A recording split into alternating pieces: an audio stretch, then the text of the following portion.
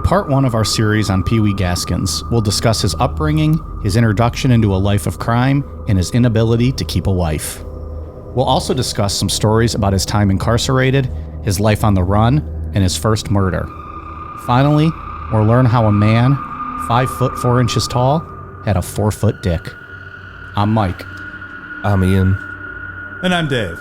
If you always wanted to visit Pee Wee's Playhouse as a kid, stick around. The playhouse where tonight's young Pee Wee used to hang out is not going to make you go... This is Necronomipod. Anything that any of my uncles or aunts didn't like, they would take a hedge bush switch or a pear tree sprout or an apple tree sprout. As long as it was a good switch, and they'd tear my back and legs up. It'd be red stripes all over my body. Pierce did not kill Peggy Cutner. They took Junior Pierce and tried him for that and everything.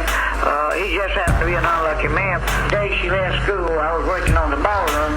Peg was drugged and taken to a cement block house about 10 miles out the country. That house was empty. As for anyone living in here, I rented it for $10 a month. It was out in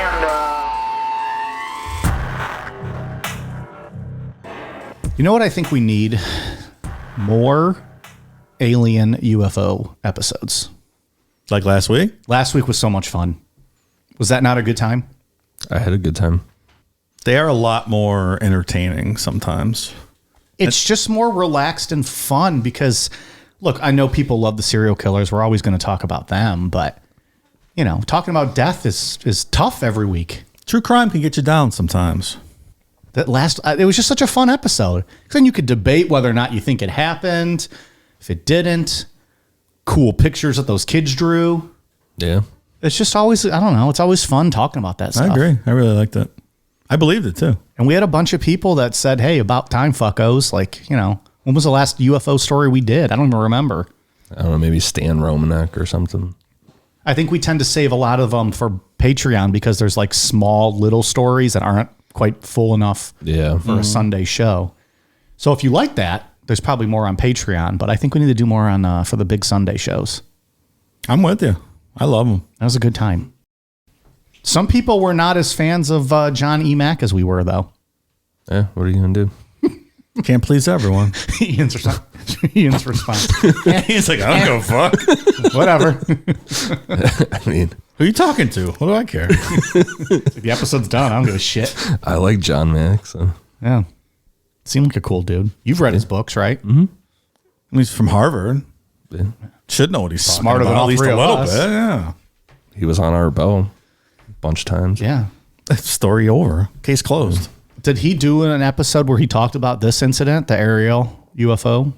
With On Coast to Coast. Yeah. That'd be a good one to listen to. Yeah, like not fully that, but just to gets into it a little bit among other things. Yeah. So I don't know. That was it. Just wanted to talk about that a little bit. Also off the top, I want to mention, instead of saving it to the end in case you fuckos turn this thing off before it's over, this month on the $10 tier of Patreon, we have our quarterly Zoom happy hour. We'll hang out with listeners for a few hours, sometimes longer than a few hours, and have drinks, talk, hang out, answer questions. Sometimes Mike fillets himself on camera. It's a really good time. Maybe. We'll see what happens. We don't know. It's been nothing to happen. I wish. I don't have that skill. Come on. You flatter me. But anyways, that's what you say. You can. I was going to say you can't open your mouth that wide. Gotta be able to dislocate your jaw. What is the day of that? March 26th. March 26th. 9 p.m. Eastern Standard Time. Eastern Standard Time. And it's going to be fun watching people try to figure that out. So anyways, that's on the $10 tier of Patreon. That'll be a good time. We do those 4 times a year. We always get quite a few people. It's fun. So it goes pretty late sometimes. Yeah. Last one did, right? I think it was 2 times ago. We started at like 9 or 10 and we were going well past 2 a.m. I think. That's a long time. Look, when Dave starts falling asleep, we have to cut it off. Like he needs to get his rest. He gets up at 4:30 every day. Sometimes we just need to shut it down. True story. But yeah, so anyways, those are good. That's a good time if you're interested. Check that out. And that's my shtick for the beginning. This is a highly requested topic we're about to get into. Yeah, this is a big one. Very big. I think when we initially started, this was one of the more requested subjects, and it kind of trailed off, I think, for a while. At least I didn't hear anything about it. Maybe you guys did. But people wanted some Pee Wee. He's pretty well known, right, in the true crime community. Like, he's a heavy hitter as far as serial killer aficionados are concerned, right? Yeah. Yeah, I would say so. I think a lot of that, too, is the fact that he has his own autobiography, which is what we're going to be using tonight, or what I used for the outline. So does that mean you have to take everything with a grain of salt? Yes. Like Willie Pickton has one, too. But I didn't use his because he tries to just say that he was innocent and everything is, his is absolutely bullshit. Pee Wee Gaskins is maybe 90%. Like there's 10% truth in his book. Okay. Do people actually know the Pee Wee Gaskins story, or is it just what he told authorities back in the day and that's what he wrote in his book? Because I know you said we're using that as the research, but there's not like an actual truth out there, is there? Or is it, just based off his word as kind of what they know? And then there's some murders that are proven, 13 or 15, somewhere in there. But he claims that he killed like 110. Okay. Which is a familiar story. I mean, it happens a lot. Right. And you're dependent on what they have to say. A lot of times, right? And you have to figure out yourself whether they embellished all that stuff and try to figure out what's real and what's not. Yeah, it's just pretty rare to have a serial killer have a book that is word for word their recounting of everything. Right. I mean, we go back to Kuklinski a couple weeks ago. Like a lot of that is the same thing, Right. Taking his word for it. I don't know how much of that was true or not. Yeah. And I think everybody knows Pee Wee Gaskins, or a lot of people that are really into true crime, because in his book, there's this one part that's probably one of the worst things that's ever been written down ever. So it's like Unit 731 tier stuff. And I think everyone's like, oh yeah, that part in the book. And that's why the alien episodes are fun sometimes. Yeah. Right. All right, let's dive in. It's me, Pee Wee. I'm looking forward to Pee Wee Herman all night. Been thinking a lot about watching that movie this week. So great. So Pee Wee Gaskins was born on March 13th, 1933 in Florence County, South Carolina, to Yulee Parrott. And his name is kind of up for debate. On his birth certificate, it says his name was Junior Parrott. But because of how small he was, everyone just called him Pee Wee. It's not clear who Pee Wee's father was, but according to Pee Wee, it was a guy from a couple towns over named Donald Gaskins.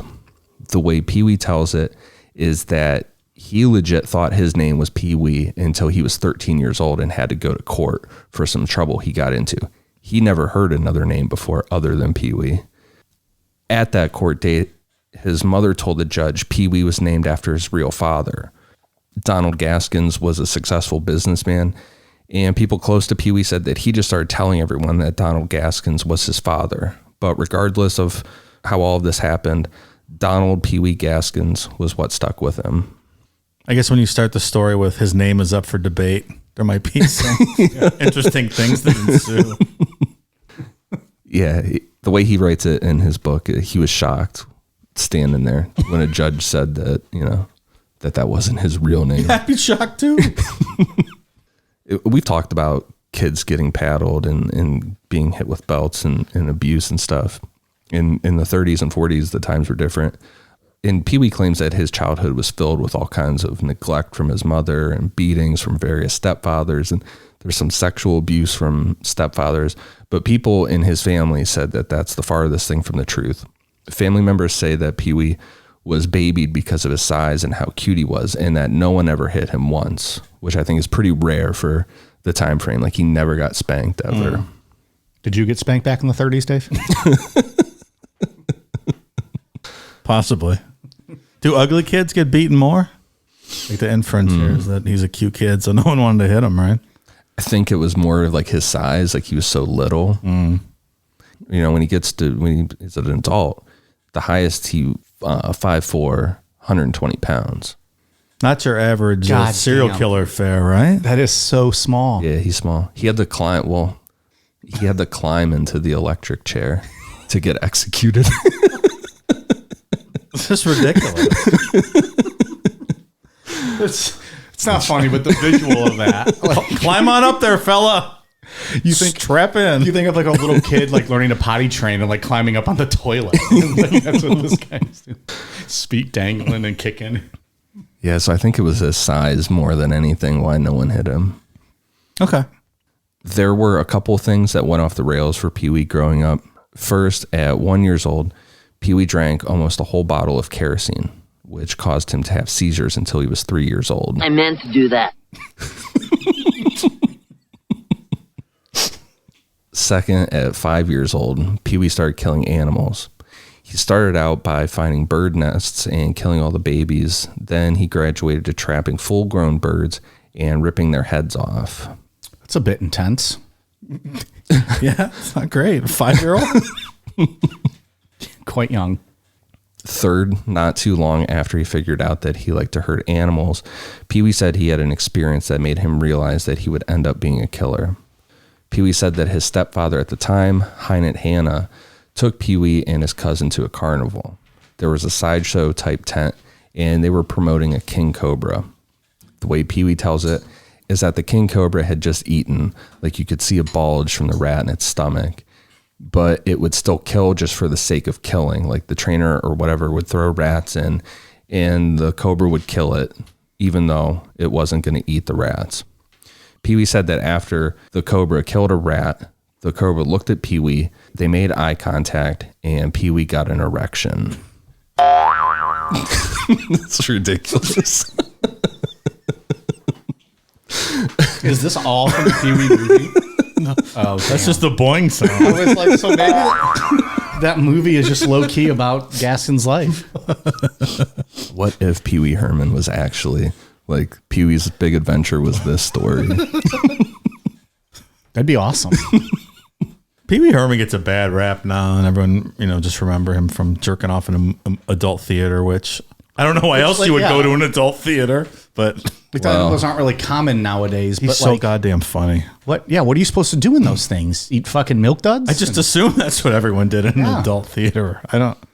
But regardless, I kind of picture it like the scene in the first Harry Potter where where he's talking to the snake. I just picture the snake looking at Harry Potter, and then Harry Potter gets hard. he's Apostle Dick. Sorry, these inside Harry Potter jokes, Mike. I apologize. I saw the first movie, but it was a long time ago. Pee Wee did get bullied from kids because of his size, but he had a group of friends. Pee Wee said that there was an old abandoned shed that they all used to hang out in called the Hideout. Pee Wee wrote, quote, We sat around and smoked cigarettes that we had stole and bragged about how much we knew about girls. And we watched the older boys and learned how to jerk off or cornhole or fuck a sheep or a goat or a chicken. So it's like a playhouse.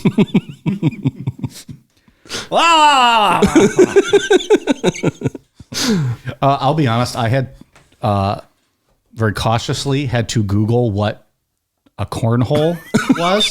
Like, I know what a cornhole, like it's term for like a butthole, but like, what does that mean to like do a cornhole?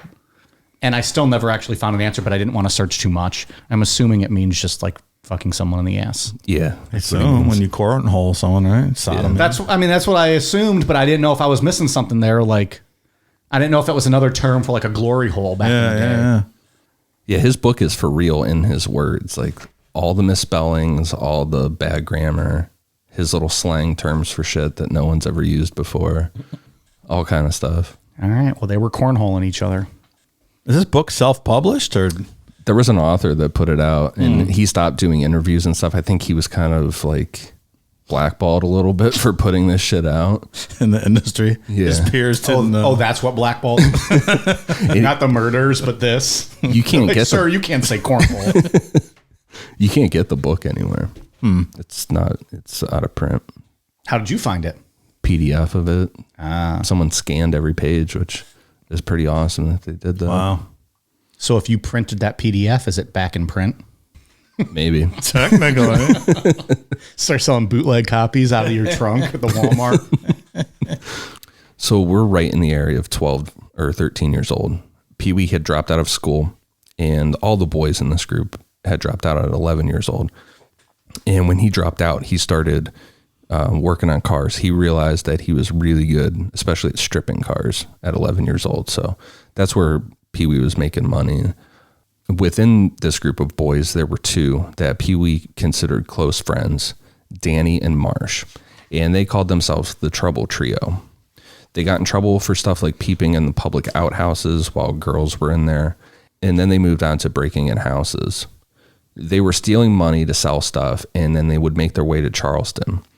The three of them went to Charleston because there was a military base there, and there were lots of sex workers. About that, Pee Wee wrote, quote, That's how we all lost our pussy fuck cherries. That's how we all lost our pussy fuck cherries. But there was something about them whores that we didn't like. Again, I'm quoting him. But there was problematic. There was the way he writes. It is just dirty and vulgar. I'll start from the beginning. Most things I want to say pussy fuck cherries again. It's the name of my band, by the way. We're going on tour. Asking Alexandra is opening for us. That's how we all three lost our pussy fuck cherries. But there was something about them whores that we didn't like. We agreed that jerking off at the hideout was almost as good. Marsh thought the hideout was better than whores. He liked cornholing the younger boys and letting them cornhole him, and he liked to suck dicks. Danny and me didn't go for that too much. Mostly we just watched. Though, to be honest, like most teenage boys, we tried it all once or more. And because Marsh was our friend, we let him suck us off whenever he asked to. It's the kind of party where everybody gets a present. Is that what most teenage boys do? I must have missed those invites. I missed out on that as well. I'm assuming he meant Sounds the part wild. where he said we all tried it. Like they were just like, oh, if someone else was doing it, I'm going to do it. I was not around anyone that did that. I did not do that as either. Maybe the 30s were different. Clearly they were. It was a depression. Didn't have any money for anything else, right? That is the shed, right? What else are you supposed to do? Collect baseball cards? Got to spend your time somehow. You cornhole your buddies. That's what you do. Home for dinner. Not very hungry, Mom. I had a big load at lunch. I feel like I missed out on part of my teenage years now reading this. Oh, boy. It didn't take long, but eventually the Trouble Trio committed a very serious crime. The way Pee Wee tells it is that they got tired of going to Charleston for sex workers, and all that stuff at the hideout was getting old. They started wondering what it would be like to have sex with a girl that was a virgin. So Marsh came up with the idea that his 13-year-old sister would be perfect. The three of them led Marsh's sister to the hideout and raped her. Afterwards, they told her that they'd kill her if she told anyone, and they offered to give her a bunch of money. Marsh's sister quickly told her parents what happened, and instead of going to the authorities, the boys were strung upside down from a tree and whipped with a belt until they were all bloody and bruised. That's something. Ouch. Like Pee Wee couldn't walk for a couple days. Well, good for him. But they were still cornholing, though. It's doing like reverse cowgirl or something. You don't have to walk, right? I guess it'd be reverse cowboy. I think so. Oh, man. After this, the Trouble Trio didn't hang out anymore, and Pee Wee went on his own way to commit crimes. He said the best time to break into a house was on Sundays during church or when a funeral in town was happening. Well, that's smart. You get robbed in the church, you get robbed at home. One Saturday in 1946, Pee Wee knew that there was a funeral going on, so he broke into a house. Only this time a teenage girl was home. She panicked and she had a hatchet nearby, but Pee Wee quickly got it off of her and hit her in the head, knocking her unconscious. This girl identified Pee Wee immediately because they lived in the same fucking town forever. You know, it's weird. I think that's going to be a theme throughout this whole episode. Yeah. This dude is not one for disguises or, you know, being cryptic about who he's killing. Like, he's just like, oh, you've known me our whole lives. I'm going to kill you now, and then I'm going to fail, and then I'm going to be in trouble. So he was charged with assault with a deadly weapon. The judge found Pee Wee guilty, and he was sent to the South Carolina Industrial School for Boys until he turned 18 years old. Pee Wee said that he got his real education from his time in the reformatory school. On the first night, Pee Wee said that he was raped by 20 boys in the shower. Then he was claimed by the toughest boy in the school that everyone was afraid of, named Boss Poss. Boss Poss. Now that's just absurd. There's so many things in this sentence. 20 boys raped him in one night. Well, those boys' schools back in the 30s and 40s are brutal for this. Absolutely brutal. Charles Manson has some crazy stories about that. Carl Panzram was also sexually abused and beaten in those things. Those are I don't doubt he got the shit kicked out of him, but I don't put any of this past. I don't think that any of this is a lie. No one's fucking walking around named Boss Poss. Well, I don't know about Boss Poss. And you're thinking he's a hard ass. Boss Poss. Couldn't come up with anything better. So Poss would protect Pee Wee from the other boys, and in return, Pee Wee had to do sexual acts for Poss daily. And Poss could loan Pee Wee out to the other boys in exchange for cigarettes and stuff. Get some Pall Malls for Boss Poss. After 13 months of these living conditions, Pee Wee got together with 4 boys who were getting treated the same as him, and they escaped. The 4 boys were caught pretty quick, but Pee Wee made it all the way back to his house. He was quickly turned back over to the reformatory, and his punishment was 30 lashes with a belt and 30 days of hard labor. Can you imagine they just straight out beat you in prison? And this is supposed to like rehabilitate young men, young boys to go back into the world. Whew. Like your most impressionable time, like they're shaping you for manhood, and just beat the fuck out of you. Carl Panzram has stories where he told stories where he would be like just chained up as a boy, like this age, chained up by his wrist and just hit with a hose. Those reformatory schools are brutal. Yeah, it's wild. But I like again too. He escapes and then just goes home, and they're like, "Hey, fuckface, you're supposed to be locked up. Like you're going back." He couldn't go back to the hideout for a little while, hang out there. Go do some cornholing before you got to go back on your sabbatical from prison. Anything you can get. Holes is holes. And he said in his book too that hard labor was digging ditches in the South Carolina summer. The swamps, and it's 100 degrees, and no real breaks or anything. You're just out there digging ditches. The word swamp makes me start sweating. Like I just feel it to be so humid and wet and hot. It sounds awful. It's a place you never want to go, let alone work all day in it.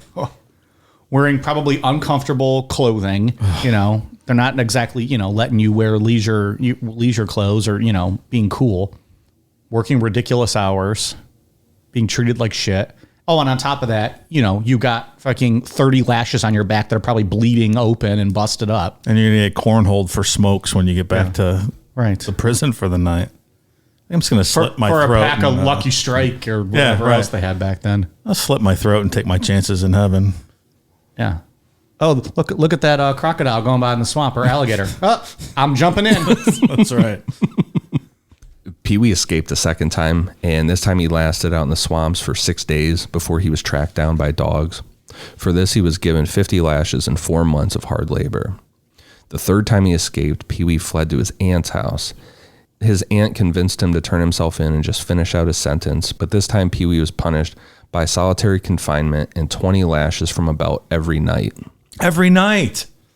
Did anyone fucking fire the security officers that are at the front door of this place? This guy's just walking out every fucking day. Like, hey, I'm going to escape again today. Who's watching them? Nobody.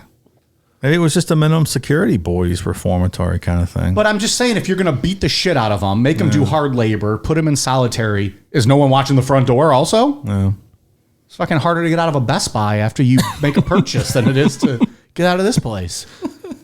On the 7th night of these beatings, Pee Wee punched the guard in the face, and for this, Pee Wee was brutally beaten and shipped to the state mental facility in Columbia, South Carolina. It's been a tough couple months for our pal Pee Wee here. Yeah. That's a lot. Pee Wee did participate in a rape, but this is pretty excessive for a child. It's a lot. Yeah. How old was he at this point? Because he was supposed to be here until he turned 18. Yeah. So just between 13 and 18. Yeah. Wow. Like if this is how you're going to treat teenagers when they're incarcerated, I mean, just kill them because they're obviously going to grow up to be bad people. Carl Panstram said like the boys reformatory. He said, this is where I became such a cold person. I'm sure. The history of juvenile justice is very fascinating. Even to this day, I think it's still a work in progress. The fourth time Pee Wee escaped, there happened to be a traveling carnival passing through. And by coincidence, Boss Poss worked for this carnival now. In between these escapes that Pee Wee was doing, Boss Poss was released. Poss's uncle was the guy in charge and told Pee Wee he could work for the carnival. So Pee Wee and Boss Poss made amends and Pee Wee officially escaped from the reform school. I can't imagine a guy like Boss Poss being a carny. Carnies always seem so wholesome and not meth addicted or anything like that. It's not to imply that Boss Poss was. No, I'm just, He's running the zipper. Isn't that the name of one of those rides? The zipper?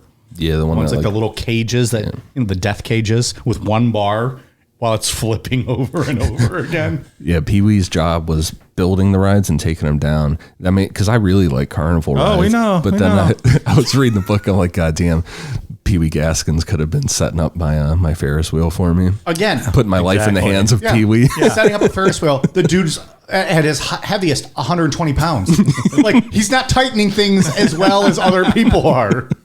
And you fucking rock that shit. not a lot of torque in those arms, Yeah, right? I used to love that stuff too. Now I can't do it. I can't bring myself to do any of that. I'll kill myself on all the food that I eat when I go. Right. But, if I'm going to go out, give me that fried bologna sandwich, that foot-long chili dog, that steak sandwich. The one we went to last summer. Mm-hmm.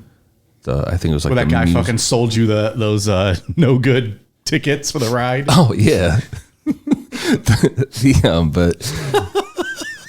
But I think it's the Music Express or whatever. Like the Rock and Express type thing. That thing made me feel like it was going to break my fucking neck when it. You mean the thing that just goes in a very fast circle? Yeah, sounds like when it stopped and started going backwards, it felt like it was going to break my neck. I'm like, God damn. It's just so. Oh, thanks. Ridiculous. Like all that stuff. It's just, and there's just kids barfing up cotton candy everywhere. Oh, God. While Pee Wee was working at the carnival, he fell in love with the 13-year-old daughter of one of his coworkers. About that, Pee Wee said, quote, "When I was around her, I felt like a rhino with a 4-foot hard-on. I begged her to marry me." Is it fun being so beautiful? How long did it take you to think of where can I find clips? Or do you just have this movie so memorized? No, it just, Okay. takes a little effort. All right. I don't mean to pull back the curtain. Kayfabe. Read the outline, you swish it around in your head a little bit, and you think, You mean you don't read this outline 30 minutes before we start? no, I don't want to. Oh, just me. Okay. So this girl was named Mary, and she ended up being the first of Pee Wee's eventual 6 wives, and they got married on January 22nd, 1951. Mary didn't want to live a life on the run or stay with the carnival forever, so she convinced Pee Wee to turn himself in and finish out his sentence. Pee Wee only had 3 months left on his sentence, and instead of beatings, the guards just threw him into solitary confinement for those 3 months. Like we said earlier, Pee Wee was a really good mechanic, so he got a couple different jobs working on cars when he got out of reform school at 18 years old. Eventually, he got a stable job on a tobacco plantation, and after a couple months, one of his bunkmates from reform school started working at the same plantation. The two of them got hooked up with the owners of multiple tobacco plantations, committing insurance fraud by burning down tobacco farm buildings. In all, they burnt down 6 farms by Christmas of 1956, and word started to spread around that these 2 young guys might be behind all the arson. Pee Wee's friend took off out of state, but Pee Wee stayed behind. While working one day, the owner's daughter and one of her friends were walking by Pee Wee, And she said something to the effect of, Pee Wee, you aren't shit, and spit on the ground at him. Pee Wee happened to be carrying a ball-peen hammer, and without hesitation, he hit the girl in the head, fracturing her skull. You familiar with a ball-peen hammer, Mike? Of course. I used it to build a V6 engine yesterday. That's going way back, right? In one of our first episodes, was there a discussion about what a ball-peen hammer was? I don't know. Versus a claw hammer. That's what, it was the claw hammer. And I was like, I was confused because I was like, well, it's just a hammer. I've never heard it called a claw hammer before. That's weird.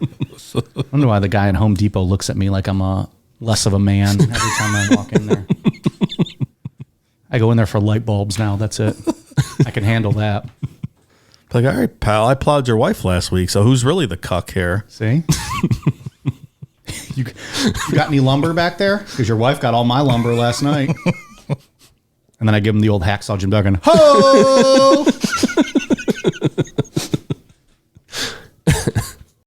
Thankfully, this girl recovered from her injuries, and Pee Wee was arrested for assault with a deadly weapon, attempted murder, and arson. The arson charges were dropped because all of that was technically a rumor, but for the other charges, Pee Wee was sentenced to 6 years in state prison. So he's a man now. He's not going to boys' school prison. He's going to real prison. Yeah. Federal pound me in the ass prison, right, Dave? I think that comes later. Yeah. But yeah. You get the gist of it. Oh, I understand. This podcast is sponsored by BetterHelp Online Therapy. Relationships can take work, especially the most important one you can have in your life, your relationship with yourself. A lot of us will drop anything to go help someone we care about. We'll go out of our way to treat other people well. But how often do we give ourselves the same treatment? Whether it be exercising, putting down your phone for a while, having a chat with a close friend, or just simply taking a nap, we need to make sure we're taking care of ourselves just as you would take care of a friend. And with that in mind, this month, BetterHelp Online Therapy wants to remind you that you matter just as much as everyone else does, and therapy is a great way to make sure you show up for yourself. Your mental health should be taken seriously. Nothing can cripple your day or stunt your motivation more than feeling depressed, anxious, or sad. We all have a lot to deal with in our daily lives, be it the struggles of work, keeping food on your table, or even paying the bills. Your mental health is one area that you shouldn't have to worry about. Whether life currently has you down or you're feeling unfulfilled, we're all experiencing our own form of strain on our mental health. And for that, BetterHelp is here for us. BetterHelp is online therapy that offers video, phone, and even live chat sessions with your therapist, so you don't have to see anyone on camera if you don't want to. It's much more affordable than in-person therapy, and you could be matched with a therapist in under 48 hours. This podcast is sponsored by BetterHelp, and Necronomipod listeners get 10% off their first month at betterhelp.com/necro. So give it a try and see why over 2 million people have used BetterHelp Online Therapy. Again, that's BetterHelp, HELP.com/necro. That's BetterHelp.com/necro. And thanks to BetterHelp for sponsoring today's podcast. When Pee Wee arrived at state prison in 1952, he found that it was a whole new world compared to the reformatory school. The biggest difference, Pee Wee said, was that there weren't bosses like Boss Poss. Pee Wee said that now there were power men, and that no one ever fucked with power men, and power men just took whatever they wanted. Pee Wee thought for sure his first night in state prison was going to end in gang rape like the reformatory school, but this time he was completely ignored. Pee Wee said that ignoring what he called new meat for the first 24 to 48 hours was a tactic used by power men to make the new meat confused and unsure of the system. Then they would be claimed, and that's exactly what happened. The next day, Pee Wee was claimed by a very large inmate that Pee Wee only knew as Arthur. For the next 6 months, Pee Wee shared a cell with Arthur, and it was brutal. The rape and gang rapes that Pee Wee details in the book are so graphic, it's really tough to read. I hope that that's part of the stuff. Some of that is what he's lying about. Like, there's murders that he commits that I hope he's lying about or exaggerating. And this is a solid chunk of the book that I hope is an exaggeration because it's brutal. I'm glad we're leaving it out. Yeah, we're not reading that. There's no point to that. Yeah. After 6 months of living this life, Pee Wee figured that, I'm going to die if I can't get away from Arthur. So Pee Wee decided that he needed to become a power man. Pee Wee went for the biggest and meanest inmate in the prison, a convicted murderer named Hazel Brazel. Hazel Brazel and Boss Boss in the same story? There seems to be a trend in this autobiography. Hazel Brazel existed, though, for real. Really? I like to think it's actually Hazel Brazel, but Hazel Brazel. Who's the baddest man here? It's me, Hazel Brazel. Get the fuck out of here, Mary Poppins. I'll beat your ass. So Pee Wee, Boss Boss, Hazel Brazel. Yep. Okay. Brazel hated his first name so much that he had an extra murder sentence thrown on his existing one because he killed a guy for calling him Hazel. What are they supposed to call him? Just call him Brazel. Okay. Brazel had guards stationed outside his cell. Like, no one was going to get close to Brazel to do anything. So Pee Wee had to come up with a plan. Pee Wee worked in the kitchen, so he started stealing extra food and would hang out around Brazel's cell block, selling food to other inmates. Eventually, word of this got to Brazel, and Pee Wee started bringing him stolen food directly to his cell. After 5 weeks of doing this, Pee Wee showed up on a day that there was only one guard outside Brazel's cell. And when I say guard, I'm talking like other inmates that are part of Brazel's. Yeah, I assume need a prison guard. Yeah, he's got other inmates acting as guards. According to Pee Wee, the guard told Brazel that Pee Wee was outside, to which Brazel said, quote, "Let the little pissant in." When Pee Wee got inside, Brazel was taking a shit, and using a stolen knife from the kitchen, Pee Wee slit Brazel's throat, killing him. Like he says in the book, he stuck it right in the side of his neck and just pulled it. Ugh. Pee Wee then went to the guard outside and said something to the effect of, "I just killed Brazel. Get the fuck out of here before I kill you too." 5'4", 120 pounds. And it's wild to think about him killing the biggest, baddest dude in there. Is it, can you corroborate this story is accurate? He did murder Hazel Brazel. Yeah. So it's not just being made. It's not just made up. The name might be made up. It's not funny, but Ian just had to look at you, dead serious and go, he did kill Hazel Brazel. This sounds like we're telling a nursery rhyme. And I don't mean to laugh. I know it's insensitive. Hazel Brazel sat on a wall. Hazel Brazel had a big fall. Hazel Brazel actually sat on a toilet. So yeah, you can corroborate this because Pee Wee was charged with first-degree murder. He pled it down to manslaughter. I mean, I guess that would be an easy one to corroborate too, right? Like, it'd be easy to find out if this dude was killed in his cell. Yeah. And sounds like he was. It's not some random body that he said, "Oh, it's buried out in the woods." Sure.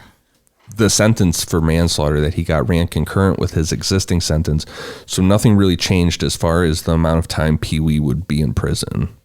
The only real punishment Pee Wee got was 6 months in solitary confinement, but when he got out, he was now a power man, and the nickname Pee Wee was now known throughout that prison system as someone to not be fucked with. I'm pretty certain that if I got sent to the big house, I would end up being a power bottom and not a power man. No, I would not be a power man. Or do you do it like he did? You be the power bottom for a while, you figure out the system, you figure out a plan to do it. If 5'4", 120 pound Pee Wee could do it, maybe there's hope for other people. I don't know. I guess a boy can dream. Or maybe you just get Andy Dufresne until the guards fucking have your back. That's the way to go. You be the smart guy. You get in with the warden, and then you're protected. If you're indispensable to the warden, nothing's going to happen to you. Yeah. Maybe that's the route we should go that route. Suck the warden's dick and not Hazel Brazel's. It's well documented. We're not exactly, outdoorsmen or tough guys or anything like that. So, you know what I find interesting though? We talked about how harsh, working in the chain gang and all this stuff. The sentences themselves don't seem to be overly excessive though. Like he went to prison for what, rape or assault? Yeah. Assault with a deadly weapon. He got 6 years. He ended up killing someone in prison, and they essentially let it down and gave him concurrent sentence. So yeah, the sentences aren't very hard. He had it rougher in the reform school than he did here in prison. Right. Yeah, as far as sentencing is concerned, yeah, for sure. It's like the length of time isn't excessive, but what they do to you while you're there might be, which is interesting. It's also what, I guess, what the guards and everything just turn a blind eye to and don't stop from happening, you know? They kind of just let that be a free-for-all. Yeah. The way Pee Wee tells it, if it's accurate the way Pee Wee tells it, that whole place is just a free-for-all that you just can't get out of. I wonder how much has changed. Over the next couple years, things were a breeze for Pee Wee because he was now a power man. No one bothered him. Until 1955, when he was served papers that his first wife, Mary, was filing for divorce. Pee Wee was heartbroken, and he decided that he needed to get out of prison early and prove his love to her. Since Pee Wee worked in the kitchen, he was a power man, and he was 5'4", he had the perfect setup to escape. There were very large garbage cans that were used in the kitchen. So being a power man, Pee Wee told the other inmates in the kitchen to shut up, and he climbed into one of the garbage cans. The garbage cans were loaded onto a truck, and at the first opportunity, Pee Wee hopped out, and he was free again. And they did say that, it's corroborated that they did say they never expected an inmate to be able to fit into one of those garbage cans to escape. So it wasn't something that they really were concerned about. Hey, I'm a power man. Now help me get in this little bitty garbage can so I can sneak out of here. Bring me that stool so I can jump on in. Oh, boy. Mary wasn't impressed, so Pee Wee stole a car and headed down to Florida, where the traveling carnival he had previously worked for was set up. Once he got back with the carnival, Pee Wee quickly fell in love with Betty Jean Gates, a.k.a. Xena from Zanzibar. Betty worked as a contortionist in the sideshow part of the carnival. Like his first wife, Mary, with the whole 4-foot hard-on thing, Pee Wee was all about Betty and said he would follow her anywhere. He talked about her being like the contortionist, being able to put her legs behind her head. Oh, yeah. He was all about that. What's the spin, Dave? The Chinese basket trick? Yeah, that's something. You know, I picture with this is Kramer telling Jerry when he was dating the gymnast about the wonders of the gymnast. Jerry was going to break up with her, right? And then Kramer talked him into it because she's a contortionist. And she can bend her body in numerous ways. And then Jerry was disappointed because he thought she was going to like use him as like the bar that she swings on. Oh, great stuff. And she was Romanian, and she had heard that a comedian can unlock like sexual wonders in the sun. So she thought he was the comedian, and she was very disappointed. They don't write TV like that anymore. No. It's so damn good. By the way, gymnasts me gusta. Me gusta. Also Roll Tide. All of the above. All of the above? Big fan of gymnasts. Oh, just gymnasts in general. Yeah. Oh, okay. I thought you were talking about the gymnast from Seinfeld. Oh, well, I don't remember her. I would think I was 4 years old when that episode came out, if we're going to be honest. Something like that. No, gymnasts. Oh. Okay. Hell yeah. So he was talking about pinning her legs behind her head and stuff? Yeah. And going into like Pee Wee graphic detail and bad grammar. Everyone's going to be out searching for this PDF of his book now because of us. It's something. If the guy's gone, maybe we can just sell it on our website. There you go. Can you imagine if we got that? Can we just print off a bunch of PDFs and just sell it? 99 cents. Yeah. Well, we at least got to make our money back for the paper and the ink, right? Sure. That's right. Yeah. We'll go to Kinko's. We'll make it happen. Maybe the copyright has run out on this book and we can sell it. Cool Down Media owns Pee Wee Gaskins' autobiography. God damn. So when Betty said that there was a family emergency in Tennessee regarding her brother who was in prison, Pee Wee offered to drive her in his stolen car. When they got to Tennessee, they rented a motel, and Betty said she needed Pee Wee to take bail money to the court and a carton of cigarettes to her brother. So he had something to hold him over until bail was processed. Betty also dropped another piece of info that Pee Wee didn't know, which was Betty was wanted in 5 different states. Regardless, Pee Wee did as he was instructed, but when he got back to the motel, Betty was gone along with his stolen car. Pee Wee sat there waiting for Betty to come back, but instead police busted down the door of the motel room. Police informed Pee Wee that Betty's brother really wasn't her brother, it was actually her husband. And further, Betty's husband escaped jail using a razor blade that was hidden in the carton of cigarettes. You can't just make up lies about people. Pee Wee's a bit of a sucker, I guess. Yeah. When he talks about his wives, his multiple wives in this book, almost all of them except for one, he was like head over heels, would just follow them to the end of the earth. Yeah. I want to hear the story more about the one that he was. He's like, I just did it. He legit, I think I quote it later on in here. He just says she was fine. That's it. He doesn't bring her up again. Guy was high on contortionist pussy. He didn't know what he was doing. He's like, Your Honor, I was contortionist pussy drunk. I didn't know what I was doing. I can't be held responsible. Sucked him right in. This is the one weird thing about Pee Wee Gaskins is completely opposite of Richard Kuklinski. Pee Wee Gaskins was actually pretty good to his kids. Like he would abandon the family in a heartbeat and like just take off for months and then be locked up for years at a time. But other than that, though, but he would randomly pop back in and swell dad, bring them all leftover, stuffed animals from the carnival. And there was like one of those mini documentaries, and one of his daughters is on there. She's like, I know he was terrible, but was always good to me. Well, good for him. I guess so. At least there's that. Yeah, I mean, every human has some redeemable qualities, right? I don't believe that, but it sounds good. I don't know about Pee Wee. Oh, that's a heavy statement. I don't know. Every human has one redeemable quality. I just don't know if we ever find out what it is. It also would depend on what you mean by redeemable quality. Could they just be a good-looking person? Is that redeemable quality? No. Could it be? It's not what I had in mind. You just mean as their personality? Yeah. Like Charles Ng was funny. I'm just saying that you probably could do that for every person. I'm trying to just roll back some of these people in my head and trying to think of someone who just the world could do without, who provided no value. Or just the world never knew that side of them. Like we never got to know. You're right. I would, I don't know. That's a whole fucking sidebar. That's the philosophy show. I'm pretty sure Leonard Lake did not have any redeemable qualities. You go. Boom. He grew a good beard. That's not redeemable, I don't think. It is for me. Yeah, I don't know. Maybe. So authorities figured out pretty quick that Pee Wee had escaped from state prison up in South Carolina, but he had to serve his time in Tennessee first. Pee Wee was sentenced to 3 months for aiding in a prison escape by the cigarettes that he gave to Betty's husband, and then he got 6 more months for stabbing another inmate during a fight. When he got back to state prison in South Carolina, Pee Wee spent almost all of his time in solitary confinement until the FBI charged him with driving a stolen car across 8 lines. For that, Pee Wee got 3 years in federal prison in Atlanta, Georgia.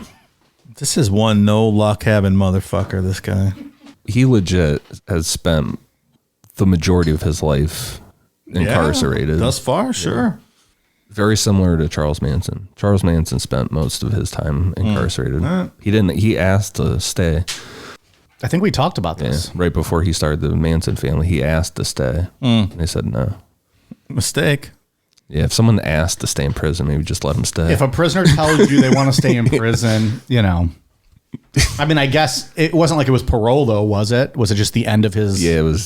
So what? I mean, you can't really do anything, but there's no legal basis to keep him. Yeah. If you're telling the parole board that, then maybe stamp that denied on his paperwork.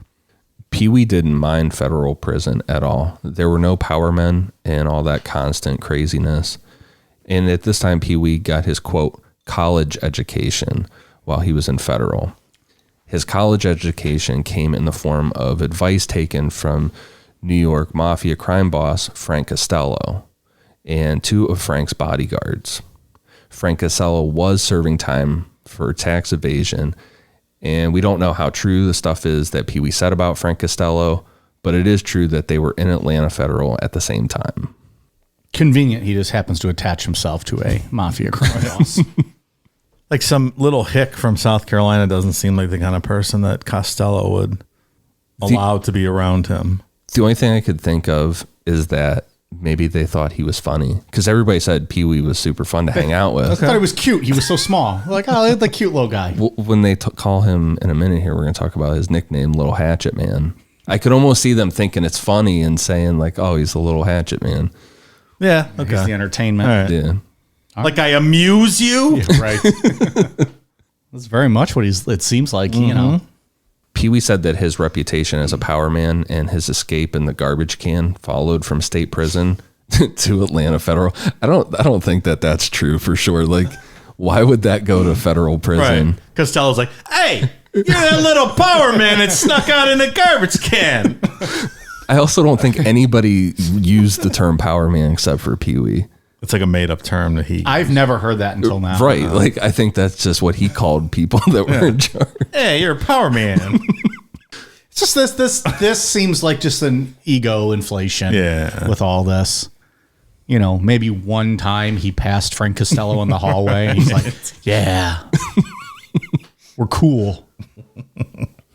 Eventually, Pee Wee said that he was summoned by Frank Costello, where Frank nicknamed Pee Wee Little Hatchet Man based on Pee Wee hitting that girl in the head with a hatchet years ago.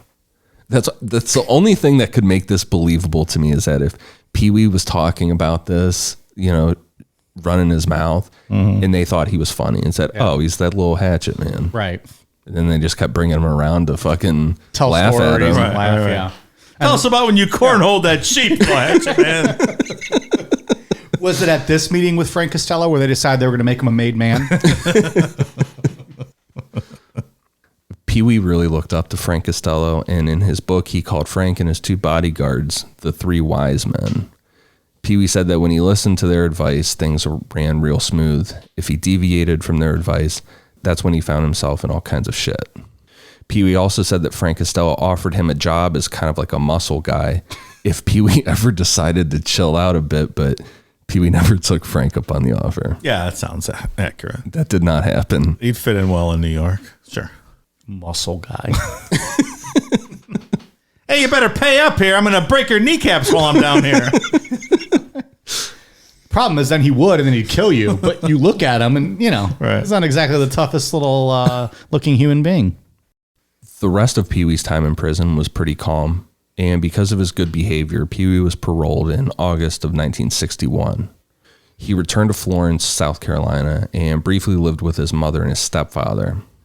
Pee Wee got a job working at a tobacco plantation, and things were going pretty good, until Pee Wee threatened his stepfather with a pitchfork, saying, quote, I told him I'd stick the pitchfork through his guts and out his ass. From there, he moved in with one of his cousins and went back to stripping cars, breaking into houses, and hitting up bars looking for sex workers. Pee Wee was pretty optimistic about the future and his life at this part of the book. Like, he was looking forward to stuff. Yeah. This was going to be a motivational book by the end of it. And about this positive time, looking forward to things, Pee Wee said, quote, whenever I felt the need for a new piece of ass, strange stuff, it was called then, there was always plenty to be found hanging around the honky-tonks. Women had got lots freer with their pussy than I had remembered them being. I heard it was being off that new pill that made them not have to be afraid of getting knocked up every time they fucked. Again, I'm reading this as he wrote it, so bear with me. In prison, I had to settle most of the time for just meat. So I was of a mind to try a sniff and taste and feel of every woman I met. My favoritist kind was still honky-tonk women, except now lots of the tonks was called clubs. That was just another one of the things I had to adjust to being different from what they had been before 64 when I was sent off to prison. But I reckon most of the changes that had took place was for the better, and it seemed I had all the makings of a good life ahead of me. That's what it seemed. Okay. My favoritist kind. Some of that strange stuff. So at this time, Pee Wee got a chance to change his life around. He got a job for a traveling preacher named George E. Todd.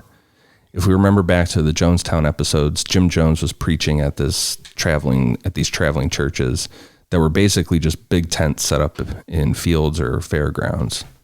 Since Pee Wee had the experience of setting up carnival rides and tents for that, he got the job no problem. Pee Wee makes sure to point out multiple times in the book that George Todd was a good man and never used donations to do anything other than make his sermons better or travel, which Pee Wee says is why George Todd was never really successful, because George was too honest of a preacher. I'll buy that logic. Yeah. Pee Wee lasted almost a full year playing it straight, but in 1962, he started to break into people's houses while they were attending the traveling church services. And then he met his third wife, 17-year-old Jerry Dolores. We brought up earlier that there was one wife that Pee Wee wasn't into. All he wrote about Jerry in his book was, quote, "She was fine." It's just fine.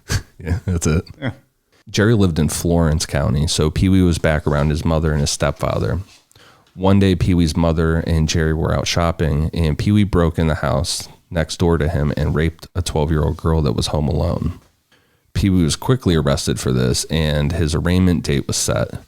Because it was the fucking next door neighbor. Yeah, I mean... And the poor girl is like, yeah, I know exactly who that is. He lives next door. Yeah. Also, he's the only man I know that's that small. When it came time for Pee Wee to be arraigned, he noticed that one of the courtroom windows were open. Pee Wee did like a straight up Darby Allin cough and drop out the window. He wrote in his book that there was these really big bushes outside the window, and he figured that he was small enough that the bushes would break his fall. So Pee Wee jumped, saying, quote, "I aimed my back and my ass at the bushes." He didn't get hurt, and from there he stole a car and headed to Greensboro, North Carolina. So a Darby Allin coffin drop is essentially like a trust fall. Like, you know, you cross your arms over your chest, except you lunge backwards. Like you don't just fall, you lunge yourself backwards. So, and that's basically what he described doing. It, like just aimed himself for bushes. Right into the bushes. Oh my God. Our friend Ted Bundy did the same thing in court. Yeah. I think we covered that in our exhaustive one-part expose on Bundy, available on Patreon. Yeah, I think I remember that. Ish. It's one of our better episodes, right? We covered everything about Bundy. Hell of a way to go. Get out of it. But yeah, patreon.com/Necronomipod for that Ted Bundy episode. I think we released it April 1st of last year. 2021. Yeah, if you're looking back in the archives. Almost a full year. Yeah. Almost. Coming up on the 1-year anniversary. When he was in Greensboro, Pee Wee married his fourth wife, but abandoned her after 3 months. At this point in his book, Pee Wee talks a bit more about the dynamic with his wives, saying, quote, "It weren't that I stopped loving her. It were the edginess and bothersomeness stirring around inside me. I got so edgy and mad at the world, I just had to get away, but I truly loved them all." A lot of these, too, he wasn't actually getting divorced, like legally divorced. He would just marry someone else and then dip out for a while. That does not surprise me at all, no. It's probably not a lot of legality to a lot of these marriages. No. Yeah. Look, if they weren't given the 4 foot, sometimes you got to go, right? Some ladies, when they get that 4 foot, they just get so attached that they're like, marry me right now. Right. I want this. I'm claiming this is mine. He was not a man to be claimed. Clearly not. That quote's the first time that he uses bothersomeness. He uses that word a lot in the book. That's really? The bothersomeness is when he's getting the urge to kill. We're going to talk about the bothersomeness a lot in part 2. Good to know. Good to know. After he abandoned his fourth wife, Pee Wee reunited with his third wife, Jerry Dolores, in Georgia. From there, the two of them started driving down to Florida. Along the way, they got pulled over, and because he was a fugitive, Pee Wee took off through some swamps, ditching the car and Jerry. See ya. From there, he returned to North Carolina and his fourth wife, but she turned him into the authorities real quick. Pee Wee was convicted in 1964. He got 6 years for raping the 12-year-old girl and 2 more for jumping out the courtroom window. The state pen in Columbia, South Carolina had been renamed the Central Correctional Institute, but nothing else about the place changed. According to Pee Wee, he rolled back in with his same reputation as a power man, and everything for these years was smooth. It's me, Pee Wee. I'm back. I'm still a power man. Like, why would everybody remember him? Right. You know? So stupid. There's that short 5'4" power man. He's back. Don't fuck with him. Everybody watch out. Clench your buttholes. Pee Wee's back. He was paroled in November 1968 on the condition that he stay out of Florence County for 2 years. He was specifically told by the judge, like, we're sick of hearing your name in this county. If you step foot back here, you're done. God damn. About getting released this time, Pee Wee wrote, quote, "I was damn determined I never was going back to prison. which didn't meant that I wasn't. Jesus. I was damn determined I never was going back to prison, which didn't meant that I wasn't ever going to do anything illegal again. I just wasn't never planning on getting caught. And that mindset is where we're going to pick back up on part 2. And this is weird. There's no murders in a part 1 of a serial killer episode. Well, there was fucking Hazel Brazel. Yeah, Hazel Brazel got killed. And he committed some very serious crimes, the rapes. But a lot of this shit is just him bumbling through the prison system like Charles Ng. In part 2, that's really going to flip. And we're going to get into what Pee Wee called his serious murders, his coastal murders, and some stuff that's on par with Unit 731. That's a hell of a teaser there. Got a good one. Not by any stretch, no. It's 2 completely different episodes. Unit 731 is horrific. And yeah. I skipped ahead in the book to read it because like I said before, it's kind of like, I don't know if like an internet urban legend or of the crime world, but it's like the Pee Wee Gaskins book. There's that one part that is terrible. I skipped forward to it. Yeah, it lived up to the hype. Oh boy. Can't wait. Yeah, we're going to read it. So it means I'm going to read it. Yeah, you're going to read it. Oh boy. Yeah, good time. All right, we got some patron shout outs. Thank you very much. First, we have a Make Good. Apparently, I messed this one up last night because her last name literally is Marty Jannetty, which is the greatest thing of all time.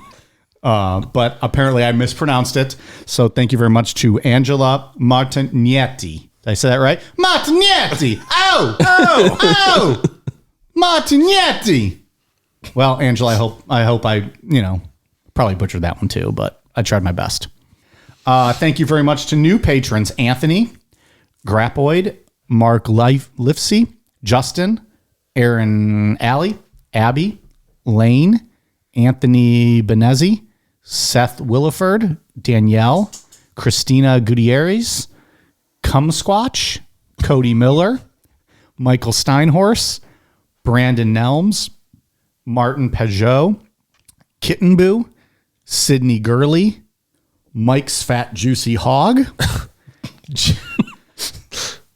Joey Esom, Wesley Lyon, Bridge Builder, Jonathan Burnick, Chelsea and Brandon, Justin, Wade Fernandez Jr., Hannah Battersby, Tony Baloney, KFP, Gabriella, Hillary L., Dave, I have 3 holes for a reason. Fucking hey.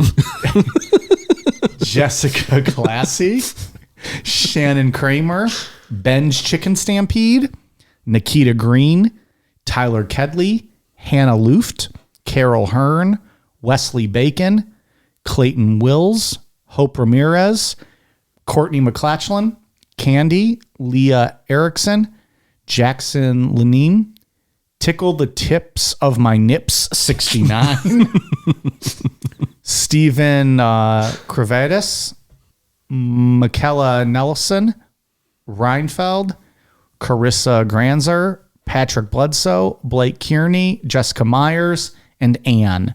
Thank you all very much. We are at patreon.com/Necronomipod. Thank you all very much. Ian, what do you got? For iTunes, I've one for Hari Marissa, J Marie 0413, and IVC 87. Thank you for the awesome reviews. Dave? I pulled the international reviews. I know those don't usually pull up on the regular ones. Geek Goth Inc. from Australia and Tathagata 1989 from India. Thanks for the great reviews. Good job also with the mentioned, names, I did good, right? Yeah. Stickers still in the store. Supplies are going fast. Necronomipod.com for the stickers. All of our regular merch at Amazon.com. Search Necronomipod. I don't know. Real quick, anything else you guys got for the end of this show? I know we kind of touched on what is to be expected next week. No, I feel like we're ramping up towards some not very nice things next week, and I'm here for it. Yeah, next week's going off. How do you follow all those ridiculous names this week, though? Boss Poss. Yeah, there's no more Hazel stuff like Brazel. No more stuff like that? No. Well, the fun is over, so to speak. Yeah, I don't suppose there's much fun next week. No. But we will be here It's our job. giving it our all That's right. because we're professional podcasters. That's what we do. Can't shy away from the heavy stuff. We bring the noise and we bring the funk. We are also at Twitter, Facebook, Instagram, YouTube at Necronomipod. We discussed earlier, patreon.com/Necronomipod and amazon.com, search Necronomipod for all of our merch. And I think that covered it all. YouTube.com. Did I say YouTube? I might have said that. so. Just did. Okay. That's it. All right, you guys ready for a cool down beer? Cheers.